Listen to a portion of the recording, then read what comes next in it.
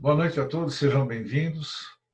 Nós estamos começando aqui o nosso Garimpo Bíblico, nosso primeiro momento durante este ano. Nossa tentativa é que, eventualmente, todas as quintas-feiras, nós possamos conversar um pouco a respeito de um tema ou algum trecho da Palavra de Deus. Nesta quinta-feira foi escolhida a carta do apóstolo Paulo a Filemão. Alguém já falou, não é? Que nós estamos tão acostumados com as coisas que nem sempre nós percebemos aquilo que está ao nosso redor. A carta de Paulo a Filemão é uma dessas, né? Ela está na Bíblia, mas raramente nós conversamos a respeito dela nas nossas igrejas, raramente nós ouvimos um sermão baseado nela também. Durante essa semana, eu enviei pelo Zap umas perguntas, né? Algumas perguntas para que todos pudessem ir se inteirando do conteúdo dessa carta e para que a gente não gastasse tempo falando das coisas comuns. O objetivo de ter escolhido a carta a Filemão também é pelo fato de ser uma carta com 25 versículos. É diferente de você pegar o livro de Salmos, que tem 150 capítulos. Então, eu espero que nós tenhamos aqui, nos próximos minutos, na próxima meia hora, um momento onde nós possamos conversar, trocar algumas ideias, e que possa ser frutuoso, frutífero, possa ser abençoador para você e para todos aqueles que posteriormente nos virem falando. Nós vamos fazer uma breve oração antes de começar. Senhor, nosso Deus e Pai Celestial, nós queremos te agradecer pela oportunidade que nos dá de utilizar os instrumentos desta época para conversarmos a respeito da Tua Palavra, das coisas do Teu reino. Suplicamos que o Teu Santo Espírito nos abençoe, iluminando as nossas mentes, nos dando entendimento e discernimento, a compreensão da Tua Palavra. Fala conosco nessa noite, em nome de Jesus. Amém. Ótimo. Bom, irmãos, eu presumo, então, que cada um de vocês tenha tido a oportunidade de ler a carta a Filemão. O pano de fundo desta carta é bem conhecido. Um escravo chamado Onésimo, fugitivo, foge da cidade ali da região de Colossos, né? Onde hoje é a Grécia, meio Turquia, e nessa sua desvairada caminhada, ele vai dar lá em Roma, onde o apóstolo Paulo estava preso. E lá em Roma, ele, sabendo que Paulo estava por ali, localiza Paulo, ele conhecia Paulo. Paulo era assíduo frequentador da casa do seu patrão, Filemão, e lá Paulo, conversando com ele, leva ele ao entendimento do que ele fez, do que ele cometeu de errado, e ele não apenas se arrepende, como ele crê. Olha bem, do jeito que estou colocando aqui. Ele crê, ele se arrepende, ele confessa seus pecados, não é? Ou, se você preferir, ele aceita Jesus como seu Salvador e Senhor. E a partir desse instante, o apóstolo Paulo prepara então esta carta, enviando de volta Onésimo para Filemão, o seu patrão. Lembrando que naquele contexto, não é, era muito comum a escravidão. Aliás, a escravidão ela vem de muito tempo antes, né? Sempre houve, sempre haverá escravidão, não é? Até mesmo lá no livro de Apocalipse, no final, diz assim que nos últimos tempos as almas dos homens serão comercializadas, não é? E nós estamos vendo isso no nosso dia a dia. Nós temos uma noção do que esteja acontecendo no campo político, mas você não tem a dúvida que por trás há todo um sistema de interesses onde as pessoas não têm o devido valor, elas não recebem o devido valor e atenção daqueles que têm mais poder, porque, em última instância, o que interessa para esses é apenas uma questão de dinheiro, construção de fortuna. Então, quem se perder no meio do caminho, que se perca. O importante é que a gente acumule. Essa é a filosofia. Não digo que tenha sido esse o caso de Filemão, nós não temos tanta informação para saber se ele era oriundo de uma família rica, de posses. Podemos presumir que sim.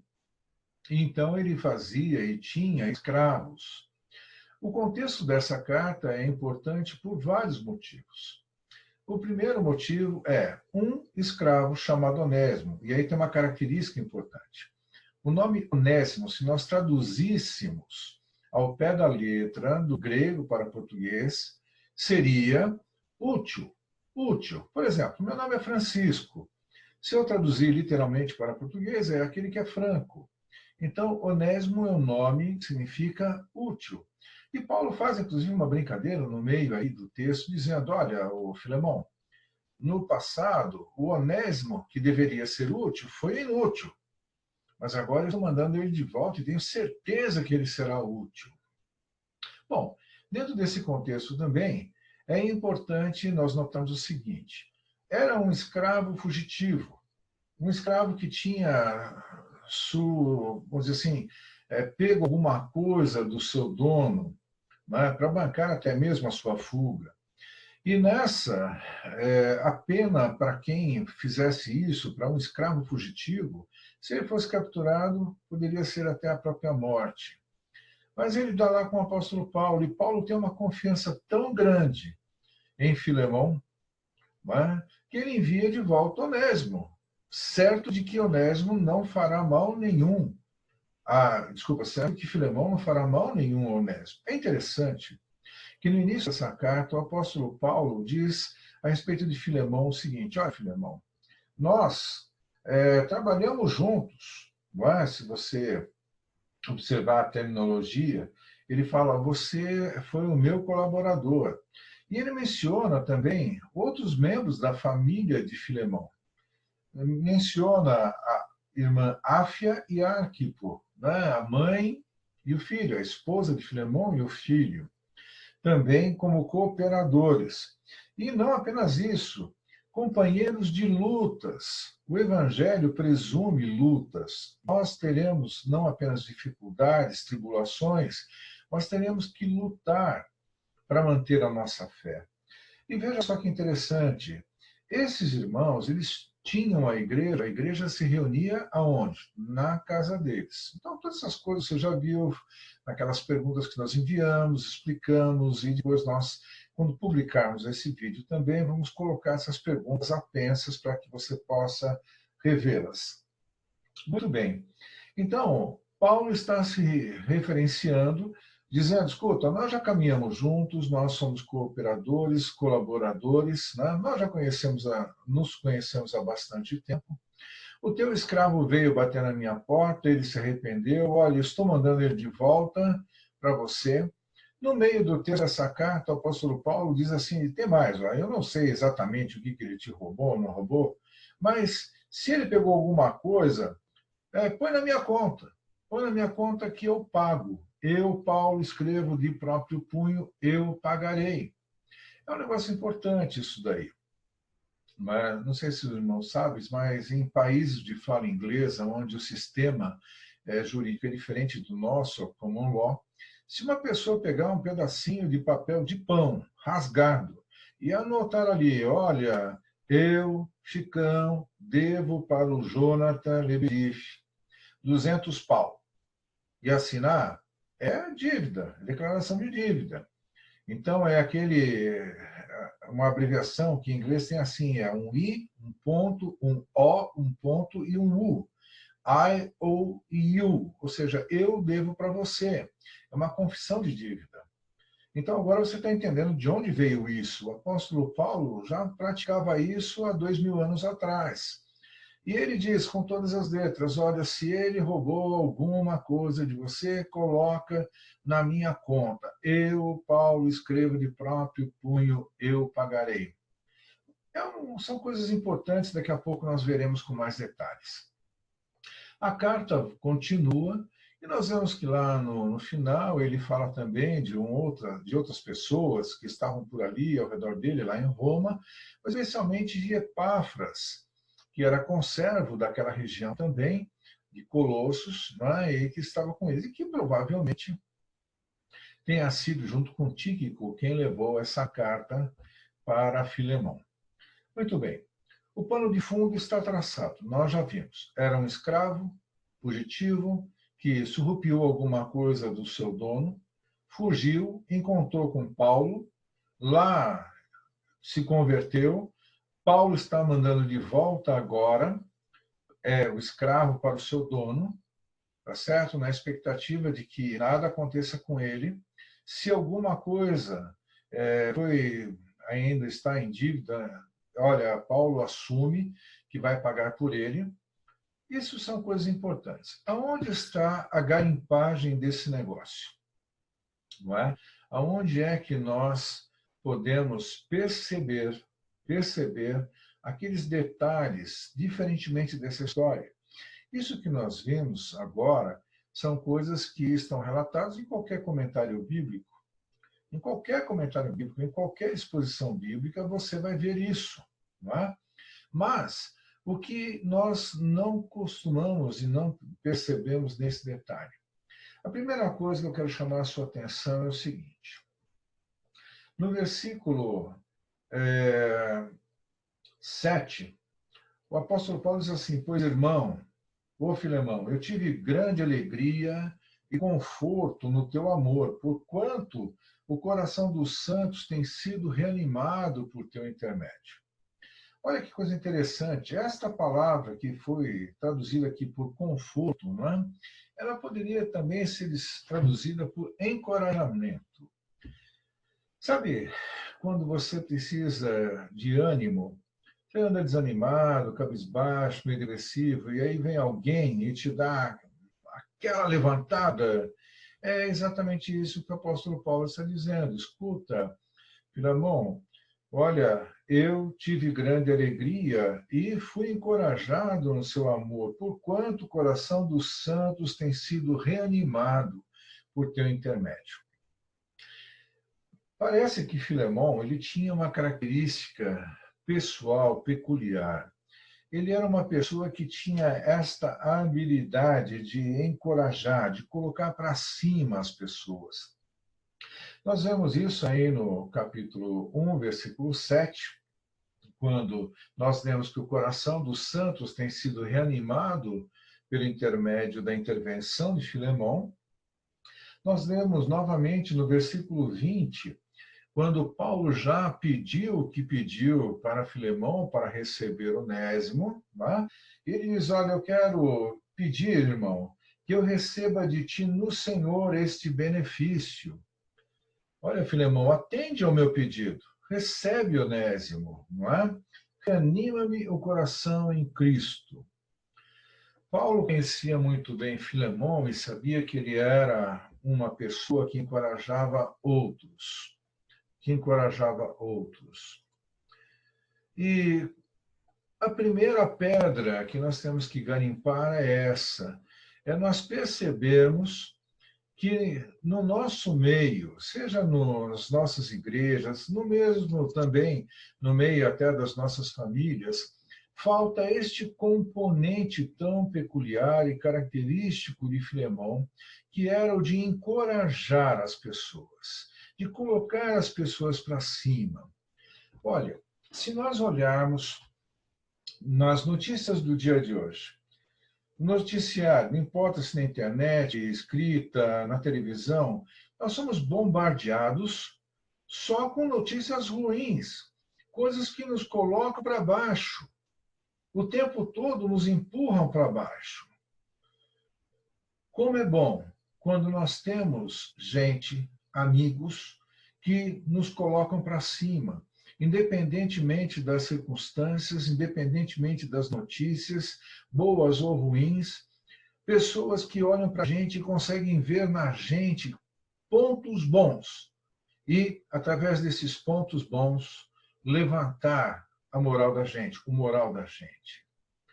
Olha, eu não sei você, mas muitas vezes eu sinto falta de alguém para dar um tapinha no meu ombro e dizer: Chicão, vamos lá, vamos em frente, vamos em frente, vamos em frente pela fé, vamos lá. Não é esse papo tão comum hoje em dia da psicologia, vai dar certo. Não. Nós sabemos que há um Deus que cuida de nós E nem sempre as coisas podem dar do jeito que nós esperamos. Nós sabemos que todas as coisas contribuem para o bem daqueles que amam a Deus, mas muitas vezes, nas nossas incertezas, é importante nós termos a certeza de que há alguém, um amigo, uma amiga, que ore, que ligue para a gente. E aí, Chicão, como é que você está? Tudo bem? Ou então, aquela pessoa que, vez ou outra, manda aqui uma notinha dizendo, cara, lembrei de você. Não é? Ou então alguém que está acompanhando o que você está fazendo na sua vida e também te empurra para você ir na direção dos seus objetivos. Então, a primeira pedra de toque é lembrar isso. Filemão era uma pessoa peculiar porque encorajava os demais.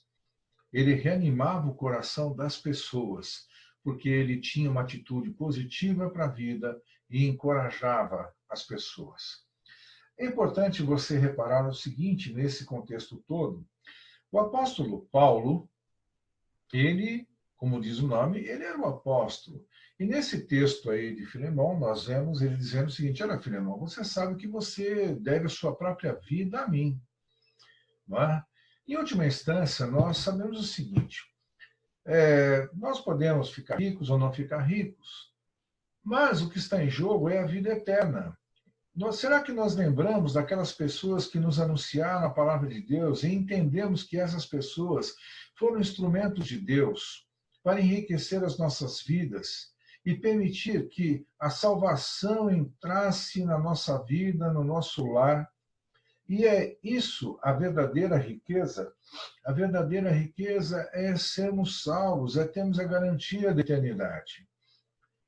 Será que nós percebemos que essas pessoas que nos abriram as portas para o Evangelho, nos abriram a porta também do céu, será que nós temos entendimento suficiente para sermos gratos a essas pessoas?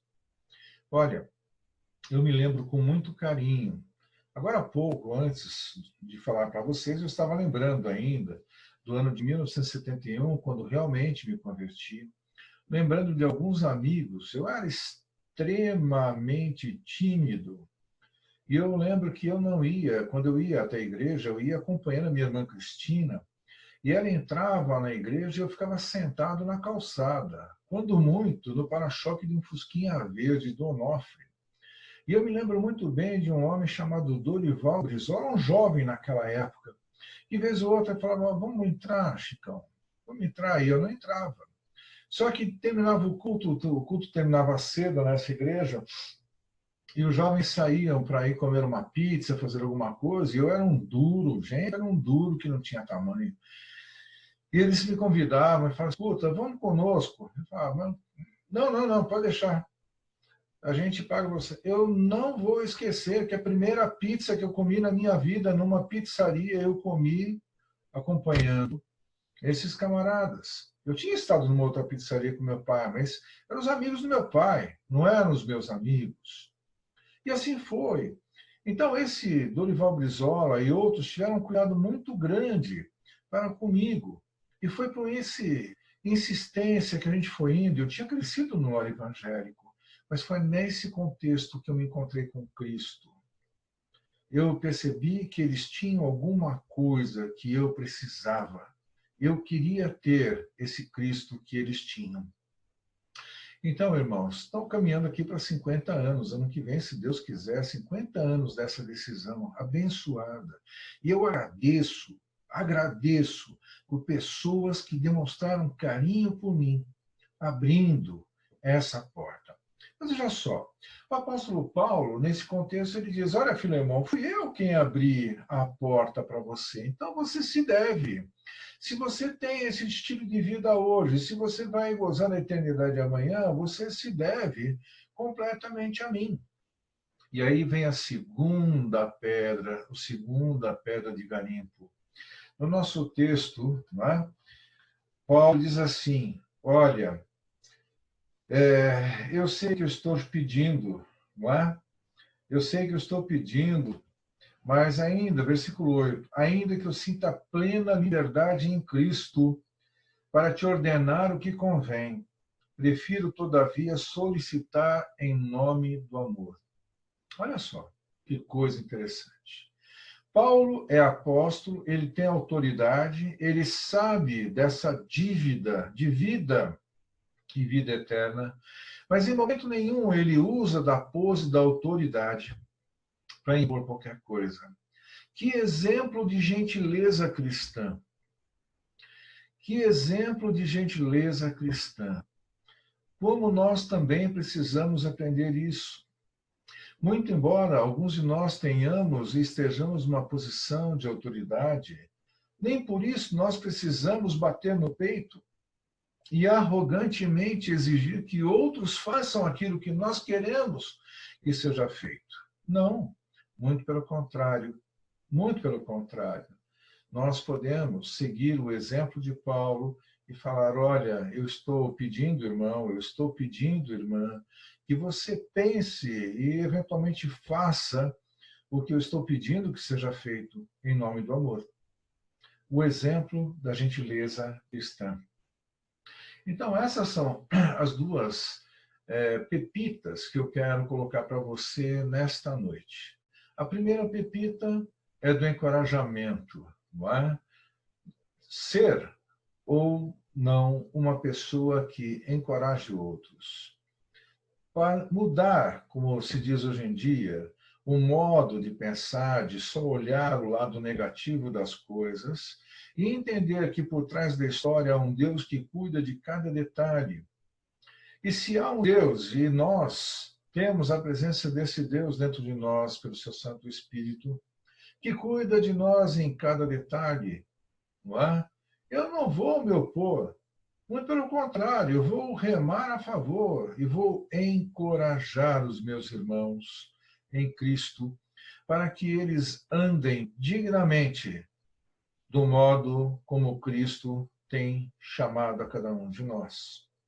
Então, a primeira coisa que eu quero deixar para você nessa noite: seja uma pessoa que encoraje. Todos nós temos momentos nos quais nós somos negativos, negativistas, nós somos pessimistas, nós tendemos a falar mal do governo, falar mal de um amigo, tal. Mas olha, nós precisamos nos policiar e substituir cada palavra negativa por uma palavra positiva de encorajamento.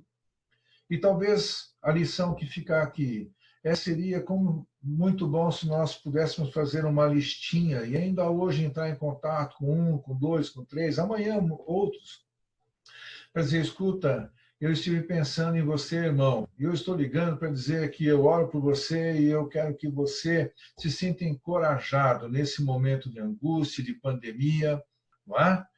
E tudo mais. Mas eu quero que você se sinta estimulado a continuar. Sinta-se estimulado a continuar. Continue firme. Não desista. Segue em frente. A segunda pepita foi essa que eu falei. Solicitar em nome do amor. Quantas encrencas seriam evitadas dentro das nossas casas, entre os nossos vizinhos, dentro das nossas igrejas, se simplesmente nós entendêssemos o poder da gentileza cristã. Olha, a gentileza, diz um velho ditado, gera gentileza, não é verdade? E isso é verdade, é realidade. Tem várias maneiras da gente lidar com as pessoas. Eu posso chegar, de repente, aqui em casa, ver que a casa está uma bagunça e já chegar chutando a porta da casa, sem querer saber o que está acontecendo. E, de repente, sair gritando e falando alto, e, de repente, ofendendo a minha esposa Bia. Mas eu também posso chegar, abrir a porta com calma, ver que está tudo uma bagunça, perceber que não só é missão dela, obrigação dela, compete a mim também não bagunçar muito as coisas e ajudar naquilo que for possível. Mas eu acho que não custa nada. Não custa nada mesmo eu perguntar: bem, vizinho, e ao ouvir a voz dela, perguntar: você está bem? Aconteceu alguma coisa, querido? Vai saber lá o que aconteceu. Vai saber se ela não está precisando de um comprimido. Vai saber se ela não teve um mal-estar. Então, nós devemos ter a delicadeza do apóstolo Paulo de entrarmos em qualquer conversa, ainda que tenhamos o poder e a autoridade, com toda delicadeza e gentileza. Irmãos e irmãs, nessa noite, o nosso garimpo termina aqui com essas duas pepitas. Há outras nesse texto, há outras. E eu espero que você, ao ler essa carta ainda essa noite, você possa perceber outras palavras-chave dentro desse contexto. Mas eu quero que você memorize essas duas. Ser uma pessoa que encoraja, ser uma pessoa que pratica a gentileza. Nós ficamos por aqui. Esse é o nosso garimpo bíblico desta quinta-feira. Eu oro que Deus te abençoe. Agradeço a Deus por você ter se juntado a mim nessa noite para compartilhar esses pensamentos que o Senhor colocou no meu coração. Eu oro que Deus te abençoe, te proteja, que você se sinta encorajado para essa vida em meio a tanta dificuldade. Sinta-se encorajado, sinta o toque de Deus na sua vida. Seja você também companheiro, colaborador, cooperador, incentivador de outros. Seja você alguém de paz, alguém que haja com delicadeza, que não entre chutando, não entre com os dois pés no peito de ninguém. Que Deus te abençoe. Um beijão bem grande para vocês e até a próxima, se Deus quiser.